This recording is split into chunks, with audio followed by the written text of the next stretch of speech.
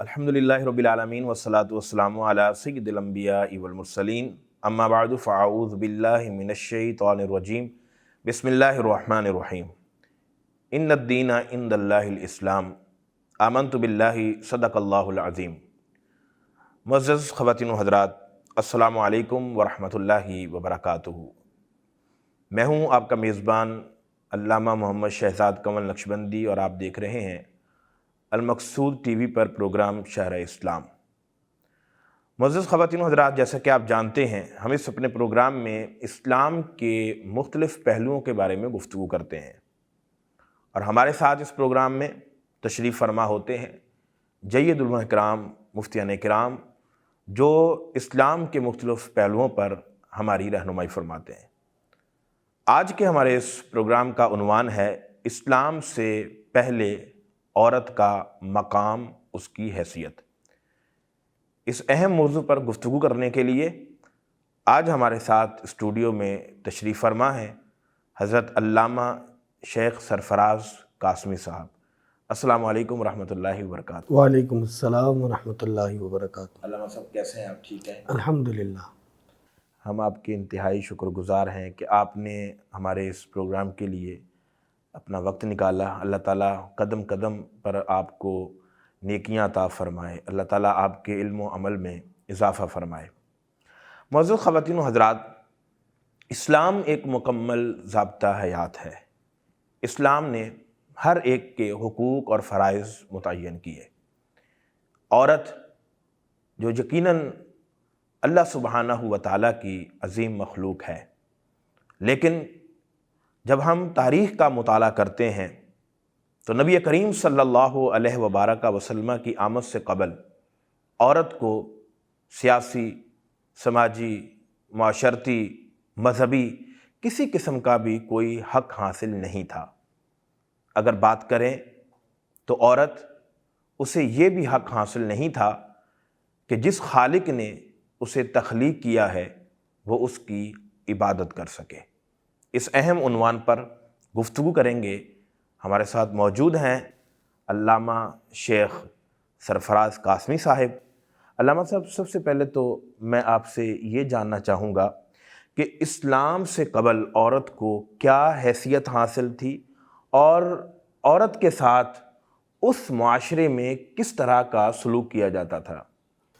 نحمدہ ونصلی علی رسولہ الکریم، اما بعد فاعوذ باللہ من الشیطان الرجیم، بسم اللہ الرحمن الرحیم۔ اسلام سے قبل اگر دیکھا جائے تو عورت کے ساتھ کس طرح سے معاشرہ پیش آتا تھا، تو ہر دور میں اگر دیکھا جائے اسلام سے قبل تو عورت کے لیے مظلومی، محکومی اور عورت کے لیے ڈی گریڈ کرنے کا سلسلہ رہا ہے۔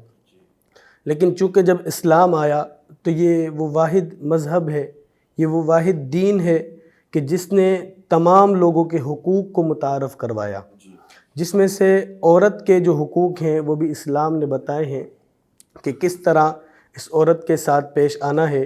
اگر یہ عورت بچی ہے تو اس کی تربیت کس طرح کرنی ہے، اب یہ بڑی ہو کر اگر کسی کی بیوی بنتی ہے تو اس کی تربیت کس طرح کرنی ہے، اس کو ساتھ کس طرح لے کے چلنا ہے۔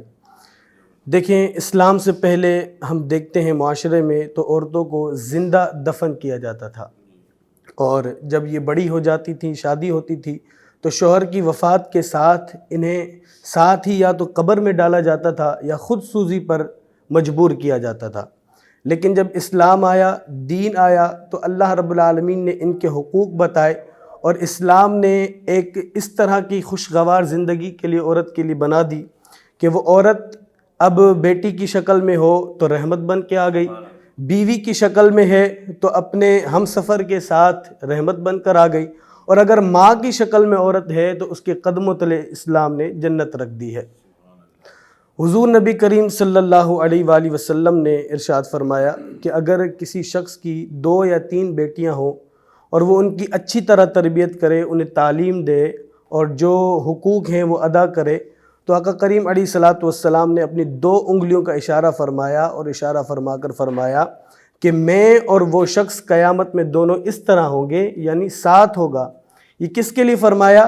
کہ اگر وہ اپنی بیٹیوں سے اچھی تربیت دیتا ہے، انہیں ان کے حقوق ادا کرتا ہے۔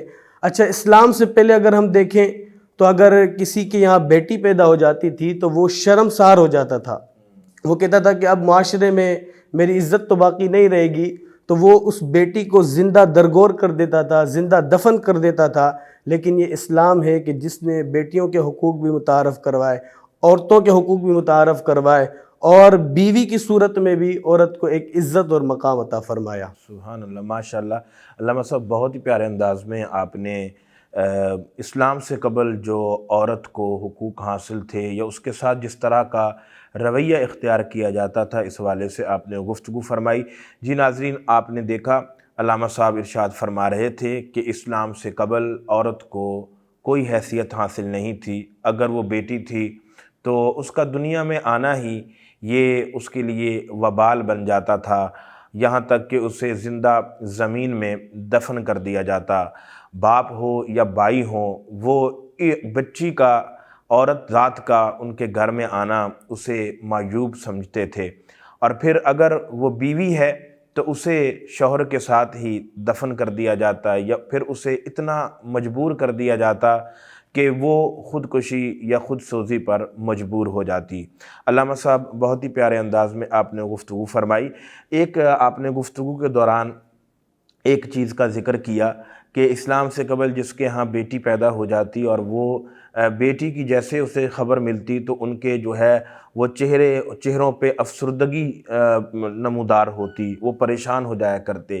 علامہ صاحب تھوڑی روشنی اس پر بھی ڈالیں کہ ہمارے معاشرے میں آج ایسے لوگ جو بظاہر تو مسلمان ہیں، کیونکہ ہم دین سے بہت دور ہو گئے ہیں، تو ہمارے ہاں بھی کچھ لوگ ایسے ہیں کہ جب بچی کی ولادت کا پتہ چلتا ہے یا انہیں پتہ چل جاتا ہے کہ بیٹی پیدا ہوگی، یا ایک کے بعد دوسری یا دوسرے کے بعد اگر تیسری بیٹی پیدا ہوتی ہے تو وہ پریشان ہو جاتے ہیں۔ اس پر بھی تھوڑی سی ناظرین کی رہنمائی فرمائیے گا کہ اس طرح کی پریشانی میں مبتلا ہونا یہ ناشکری کے زمرے میں نہیں آتا؟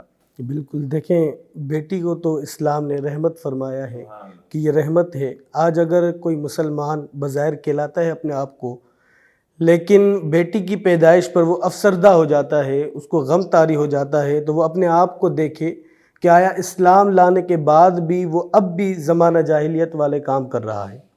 اسلام نے تو بیٹی کو رحمت قرار دے دیا، تو ہمیں تو خوشی اس بات کی ہونی چاہیے کہ ہمارے گھر میں بیٹی کی ولادت ہوئی ہے، ایک کی ہوئی ہے یا دو کی یا تین کی۔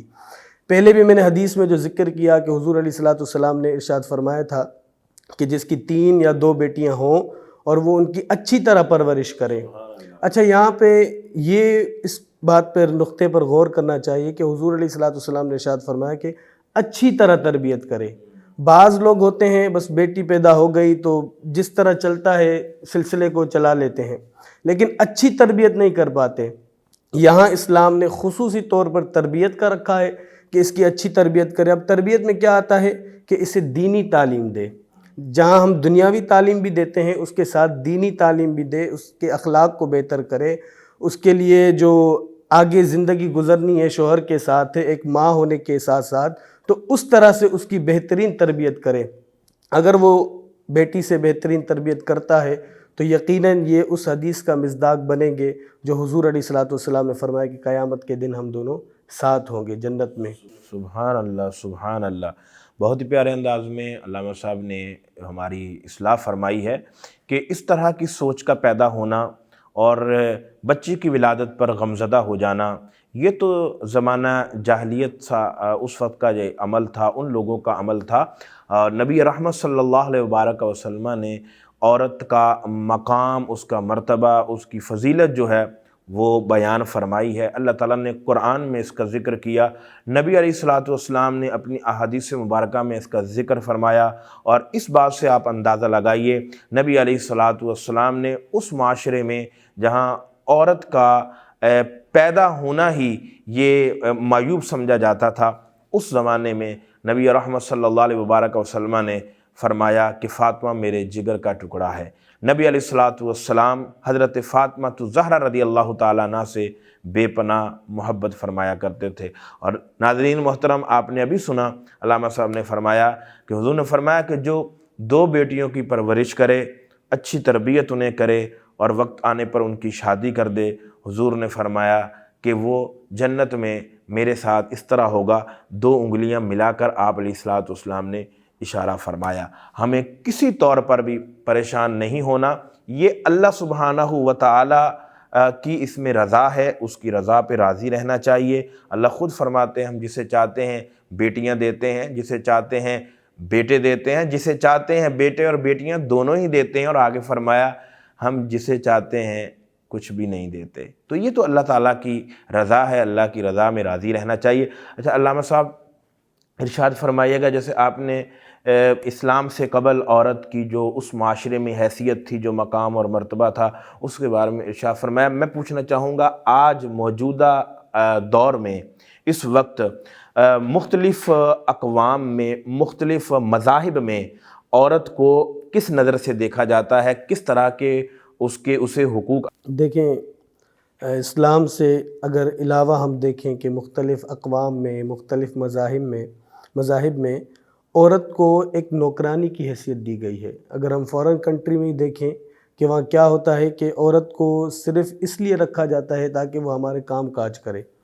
ہمارے یہاں اسلام ایک بہترین ہمیں نمونہ عطا کرتا ہے کہ اسلام نے مرد کو عورتوں پر حاکم بنایا ہے۔ اب اس کی وجہ یہ ہے کہ اگر باہر کے کام کاج ہوں، یعنی فائنینشلی طور پر اگر کچھ کرنا ہے، معاشیات کی طور پر کچھ کرنا ہے، تو مرد کو رکھا ہے۔ اس کے اگر بدلے میں ہم فورن کنٹریز میں دیکھیں یا دیگر مذاہب میں دیکھیں کہ وہ ساتھ ساتھ کہتے ہیں کہ جہاں عورت بھی کام کرے گی وہاں باہر کے کام بھی عورت کو دیے جاتے ہیں۔ لیکن اگر ہم اسلام کی روح سے دیکھیں کہ عورت کو اسلام نے گھر کی ایک رانی بنا دیا ہے کہ وہ گھر میں ہی رہے اور گھر کے کام کاج کرے، شوہر کی تابع داری کرے، فرما برداری کرے، تو اللہ رب العالمین نے عورت کو اور خاص طور پر حضور علیہ الصلوۃ والسلام نے جو مقام عطا فرمایا ہے اسلام کے اندر کہ عورتوں کے حقوق یہ بیان کر دیے ہیں کہ جہاں مردوں کے حقوق ہیں وہاں عورتوں کے حقوق بیان کر دیے ہیں۔ تو اس طرح اسلام ایک بنیادی مذہب جو ہے اس میں عورتوں کے بھی حقوق بیان کر دیے اور مردوں کے بھی حقوق بیان کر دیے ہیں۔ سبحان اللہ۔ آپ کے کہنے کا مقصد یہ ہے کہ دین اسلام نے مرد کے حقوق اور اس کے فرائض بھی متعین کیے ہیں، اسی طرح عورت کے بھی حقوق بھی ہیں اور اس کے فرائض بھی ہیں۔ اب مرد کی رسپانسبلٹی ہے کہ وہ معاش کو دیکھے گا، ذریعہ معاش کو مرد کے زمرے میں ڈال دیا، اور گھر کی، شوہر کے گھر کی نگرانی کرنا، اس کی حفاظت کرنا یہ عورت کی ذمہ داری ہے۔ اچھا علامہ صاحب، جیسے ابھی آپ نے فرمایا ہے کہ فورن کنٹریز کا آپ نے ذکر کیا کہ وہاں اس کو ایک نوکرانی کی حیثیت دی جاتی ہے۔ جب ہم دیکھتے ہیں تو یہ اہل مغرب، غیر مسلم ممالک جتنے ہیں، ان میں تو وہ حقوق، عورت کے حقوق کے لیے جنگ لڑ رہے ہیں، اور وہ اس میں دیکھیں کہ آپ وہ مین رائٹس کے نام سے باقاعدہ تحریکیں چلائی جاتی ہیں، اور وہ کہتے ہیں کہ ہم عورت کو زیادہ حقوق دے رہے ہیں، اور بدقسمتی سے وہی ایک جو کینسر ہے وہ ابھی ہمارے ملک پاکستان میں بھی ہم دیکھتے ہیں کہ عورت مارچ کی صورت میں وہ نظر آتا ہے، اس میں بے پردگی بھی ہے اور ساری چیزیں ہمیں نظر آتی ہیں۔ آپ اس کو کس نظر سے دیکھتے ہیں کہ ابھی آپ نے ارشاد فرمایا کہ وہ عورت کو جسٹ ایک مطلب نوکرانی کی حیثیت دیتے ہیں، اور دوسری طرف وہ وومین رائٹس کی بھی بات کرتے ہیں، اور وہی جو ہوا ہے وہ ہمارے معاشرے کو بھی جو ہے وہ اپنی لپیٹ میں لے چکی ہے، اور ہماری مسلم خواتین، مائیں بہنیں بھی ان کے بہکاوے میں آ کر عورت مارچ ہو اور حقوق کی جنگ لڑنے کے لیے وہ گلیوں اور بازاروں میں بے پردگی کے عالم میں نکل آئی ہیں۔ آپ اسے کس نظر سے دیکھتے ہیں؟ دیکھیں، یہ عورت مارچ اور عورت تحریک کی یہ وومین جو رائٹس ہیں، یہ لانے کی وجہ کیا ہے، اس پر ہم غور کریں نا۔ میں نے پہلے ہی جیسے آپ سے عرض کیا کہ مختلف ممالک میں عورت کو نوکرانی کی حیثیت سے رکھا جاتا ہے، تو اس لیے اس تحریک کو لانے کی ضرورت پیش آئی کہ عورتوں کو ان کے حقوق دیے جائیں۔ لیکن اگر ان کے مقابلے میں ہم اسلام کو دیکھیں تو اسلام نے ہر طرح سے عورت کے حقوق ادا کیے ہیں۔ شوہر پر یہ ذمہ داری لازم کی ہے کہ اگر آپ نے نکاح کیا ہے تو ساتھ میں آپ کی جو شریک حیات ہیں ان کے حقوق آپ پر لازم ہو جاتے ہیں۔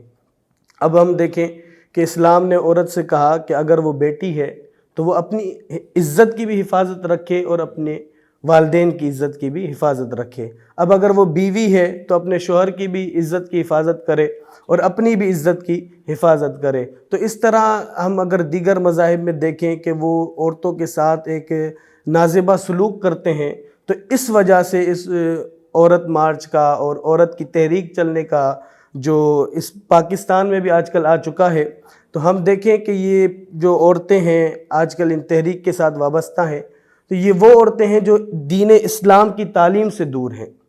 جو دین اسلام کی تعلیم کے ساتھ جڑی ہیں ان کو معلوم ہے کہ اسلام ہمیں پورے حقوق دیتا ہے اور اسلام اس حقوق کو بار بار ادا کرنے کا کہتا ہے۔ حضور علیہ الصلوۃ والسلام نے اپنے خطبے میں ارشاد فرمایا کہ عورتوں کے بارے میں اللہ سے ڈرو۔ تو یہ اسلام ہمیں تمام حقوق ادا کرتا ہے عورتوں کے حوالے سے۔ تو یہاں پاکستان کے اندر بدقسمتی سے یہ تحریک ابھی چل چکی ہے۔ یہ وہ عورتیں نکلتی ہیں ان تحریک کے ساتھ جڑی ہوتی ہیں کہ جن کا اسلام سے دور تک کوئی بھی تعلق نہیں ہوتا، اور اسلام الحمدللہ تمام حقوق ادا کرتا ہے عورتوں کے۔ جی علامہ صاحب، بالکل اپنے بجا فرمایا ہے کہ ہماری جو مائیں بہنیں اس حقوق کی جنگ میں شامل ہوتی ہیں اور اس کو مزید جو ہے وہ پروان چڑھا رہی ہیں، انہیں سوچنا چاہیے، سمجھنا چاہیے کہ کن حقوق کی ہم بات کرتے ہیں۔ الحمدللہ اسلام ہی وہ دین ہے جس نے در حقیقت عورت کو مقام، مرتبہ اور حیثیت سے نوازا ہے۔